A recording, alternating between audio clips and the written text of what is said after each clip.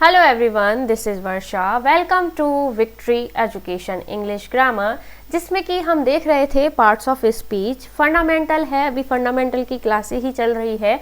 आज फंडामेंटल की class I think complete हो जाएगी, उसके बाद हम करेंगे प्रैक्टिस सेशन। ओके, सभी जितने भी हमने पार्ट ऑफ स्पीच पढ़े हैं, noun, pronoun, adjective, adverb, verb, preposition, conjunction and interjection, इन सभी को पहचानना हमने सीखा है। तो इन्हीं से रिलेटेड क्वेश्चंस की प्रैक्टिस हम इससे नेक्स्ट वीडियो में करेंगे।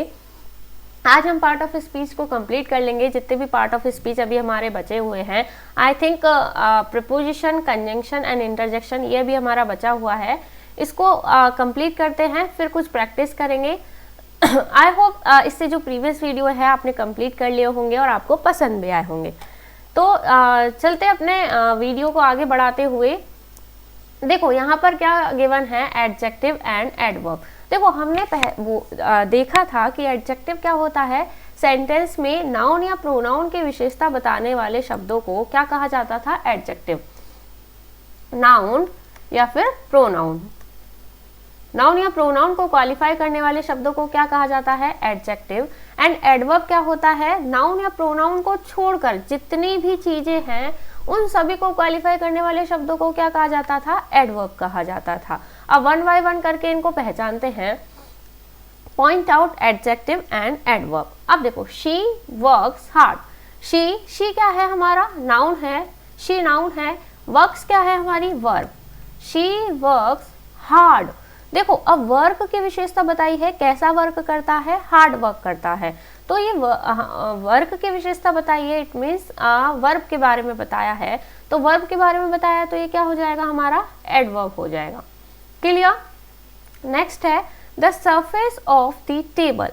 The surface of the table. अब देखो टेबल की सरफेस के बारे में बताया है कि the surface of the table is hard. मतलब किसी नाउन की विशेषता बताई गई है, टेबल के सरफेस की विशेषता बताई है। तो टेबल क्या है, हमारा नाउन है। तो नाउन की विशेषता अगर बताई गई है तो नाउन की विशेषता बताने वाले शब्द तो क्या होते हैं, एडजेक्टिव होते हैं। तो ये क्या हो जाएगा, हमारा एडजेक्टिव हो जाएगा। हार्ड क्या है, एडजेक्टिव। तो देखो यहाँ पर हार्ड था एडवर्ब, यहाँ पर हार्ड हो गया एडजेक्टिव। तो एक ही शब्द एडजेक्टिव भी हो सकता है, एडवर्ब भी हो सकता है, डिपेंड करता है वो सेंटेंस में किस तरह से यूज हुआ है। क्लियर। थर्ड देखते हैं, I am a hard worker. I am a hard worker. I है हमारा प्रोनाउन, एम है वर्ब, एम क्या है हमारी वर्ब, अ क्या है आर्टिकल। अब देखो आई एम अ, देखो एक बार हार्ड को हम नहीं बोलते हैं, आई एम अ वर्कर। मैं I am what, I am what, what, who और हुम का रिप्लाई मिला। तो हमने पहले भी देखा था वॉट, हु और हुम का अगर रिप्लाई मिले वर्ब से क्वेश्चन पूछने पर तो वो शब्द हमारा क्या कहलाता है, वो शब्द हमारा कहलाता है नाउन। अब नाउन की विशेषता बताई है कि वर्कर कैसा है, हार्ड। हार्ड वर्कर मतलब कठिन परिश्रम करने वाला। तो ये क्या हुआ, एडजेक्टिव। क्लियर। फोर्थ देखते हैं, I live in the next building. I live in the next building. I क्या है, प्रोनाउन, लिव क्या है, वर्ब, इन क्या है, प्रीपोजिशन। प्रीपोजिशन के बाद हमेशा क्या आता है, मैंने बोला था दुनिया चाहे इधर से इधर हो जाए लेकिन प्रपोजिशन के बाद ऑब्जेक्ट जरूर आपको देखने को मिलेगा। तो प्रपोजिशन के बाद ऑब्जेक्ट क्या है, बिल्डिंग। बिल्डिंग क्या है, हमारी ऑब्जेक्ट। ऑब्जेक्ट की विशेषता बताई है कौन सी, नेक्स्ट बिल्डिंग। तो ये क्या हुआ, हमारा एडजेक्टिव हुआ। क्या हुआ, adjective. When you meet her next give her my gift. When you meet her next give her my gift. When देखो यू तो क्या है, हमारा प्रोनाउन है, यू क्या है, हमारा प्रोनाउन। मीट क्या है, हमारी वर्ब। अब देखो वर्ब की विशेषता बताई है, when you meet her. When तो व्हेन एंड वेयर का रिप्लाई देने वाले शब्द मैंने आपको बताया था, वर्ब से क्वेश्चन पूछने पर व्हेन एंड वेयर का अगर रिप्लाई मिलता है तो वो शब्द क्या कहलाते हैं, एडवर्ब कहलाते हैं। क्या कहलाते हैं, एडवर्ब कहलाते हैं। तो ये नेक्स्ट हमारा क्या हुआ, एडवर्ब हुआ। तो देखो एक ही शब्द, देखो यहाँ पर नेक्स्ट एडजेक्टिव था, यहाँ पर नेक्स्ट क्या हुआ, एडवर्ब। तो एक ही शब्द एडजेक्टिव और एडवर्ब हो सकता है, डिपेंड करता है वो सेंटेंस में किस तरह से यूज हुआ है। क्लियर हुआ। Now move on the next part of speech, that is preposition. Preposition क्या होता है, सेंटेंस में पोजिशन बताता है। इट मीन्स नाउन की, प्रोनाउन की, ऑब्जेक्ट की पोजीशन बताता है। क्लियर। अब देखो प्रोनाउन बहुत इजी होता है, एक बार हम देख लेते हैं इसको। My order arrived in the evening. In क्या है? प्रपोजिशन है। अभी सिर्फ हम प्रपोजिशन को पहचानना सीख रहे हैं, ये नहीं कि प्रपोजिशन किस तरह से कौन सा कब यूज होगा, ये जब हम प्रपोजिशन का टॉपिक पढ़ेंगे तब हम देखेंगे। The deer ran across, ran, ran verb है, अक्रॉस क्या है? प्रपोजिशन। क्लियर। प्रपोजिशन के बाद देखो ऑब्जेक्ट भी मिला है। The teachers are sitting in, in क्या है? प्रपोजिशन। द स्टाफ रूम क्या है? हमारा नाउन है। Clear. The cup is on, on क्या है? प्रपोजिशन। प्रपोजिशन के बाद देखो क्या है? Noun. Of also preposition, and preposition के बाद एक और नाउन है द किचन। क्लियर। प्रपोजिशन बहुत इजी होता है, इसको पहचानना इतना टफ नहीं होता है। अब देखो यहाँ पर एक एक्सरसाइज आपके गिवन है कि यहाँ पर आपको पहचानना है preposition and adverb. Preposition and adverb, अब ये देखो दोनों ही चीज क्या बताती है? प्लेस और टाइम बताती है। अब ये एक्सरसाइज बहुत इंपॉर्टेंट है। देखो कैसे प्रीपोजिशन होगा वो या एडवर्ब होगा, किस तरह से आप पहचानोगे? देखो कोई शब्द जैसे मैं आपको अंडरलाइन करके देती हूँ, ये आउटसाइड और इसमें ये आउटसाइड, एक आउटसाइड प्रीपोजिशन है, एक आउटसाइड एडवर्ब है। अब कौन सा प्रीपोजिशन है, कौन सा एडवर्ब है, किस तरह से पहचानेंगे? देखो एक बात जो कि मैंने पहले भी बोली थी, अगर प्रीपोजिशन होगा, अगर प्रीपोजिशन होगा तो उसके बाद क्या मिलेगा? ऑब्जेक्ट जरूर मिलेगा। और अगर प्रीपोजिशन नहीं है, प्रीपोजिशन नहीं है तो उसके बाद ऑब्जेक्ट मिले या ना मिले, हो सकता है नहीं भी मिलेगा। ओके, प्रपोजिशन के बाद तो ऑब्जेक्ट जरूर मिलेगा, लेकिन अगर वो प्रपोजिशन नहीं है तो ऑब्जेक्ट मिले नहीं मिले डजंट मैटर। क्लियर। तो देखो एग्जाम्पल देखते हैं। आई वॉज सिटिंग, आई है हमारा प्रोनाउन, वॉज सिटिंग हमारी verb. I was sitting outside, देखो ये रिप्लाई तो किसका दे रहा है? I was sitting where, where.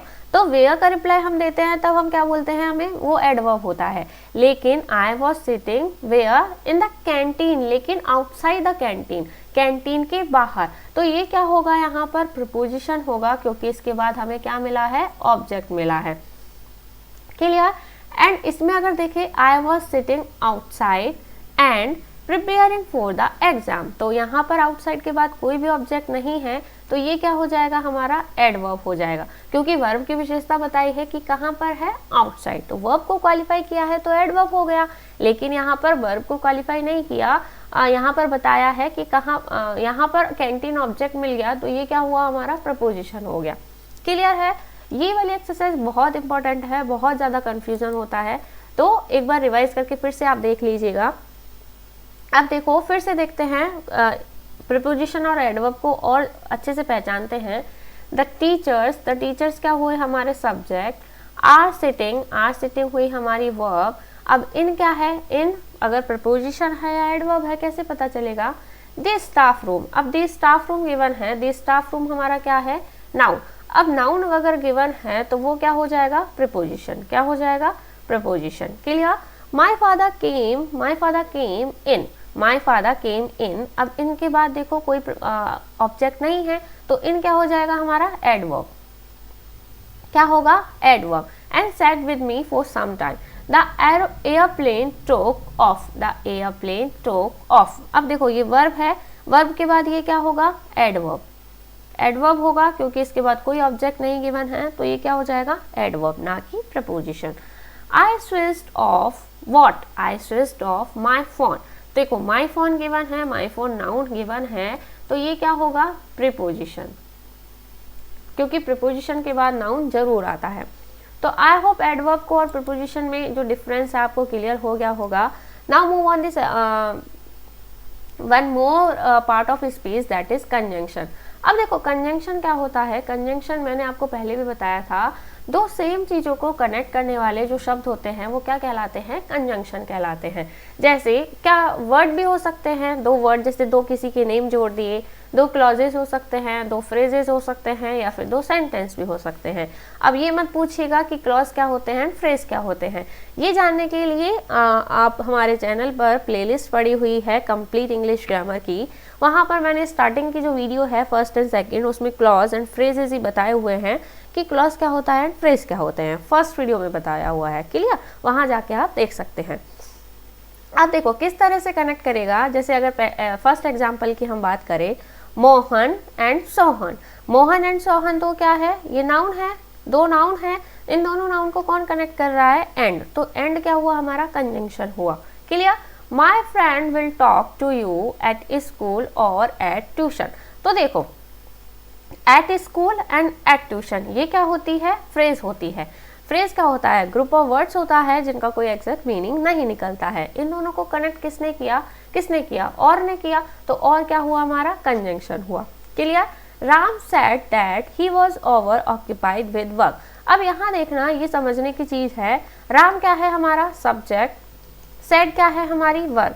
अब मैंने आपको स्टार्टिंग में बताया था कि किसी भी सेंटेंस को बनाने के लिए जो दो चीजें हमें चाहिए वो होती है सब्जेक्ट एंड वर्ब। हमारा सेंटेंस क्या हो जाता है, इन दोनों से मिलकर कंप्लीट हो जाता है। तो राम सेड ये भी क्या हुआ हमारा, एक सेंटेंस हुआ। दैट क्या है, कंजंक्शन हुआ। तो इसने किसको, देखो एक बार यहाँ पर लिख लीजिएगा, दो फ्रेजेस को कनेक्ट किया है। तो यहाँ पर दैट क्या हुआ, conjunction, he was over occupied with work, यहाँ भी सब्जेक्ट है, वॉज क्या है वर्ब, तो सब्जेक्ट वर्ब मिला, यहाँ भी सब्जेक्ट वर्ब मिला। तो दो सेंटेंसेस को कनेक्ट किया है, तो दैट क्या हुआ हमारा, कंजंक्शन हुआ। तो हमने क्या देखा, कंजंक्शन जो है या तो दो फ्रेजेस को कनेक्ट कर सकता है। क्लॉज क्या होते हैं, क्लॉज भी सेंटेंस ही होते हैं।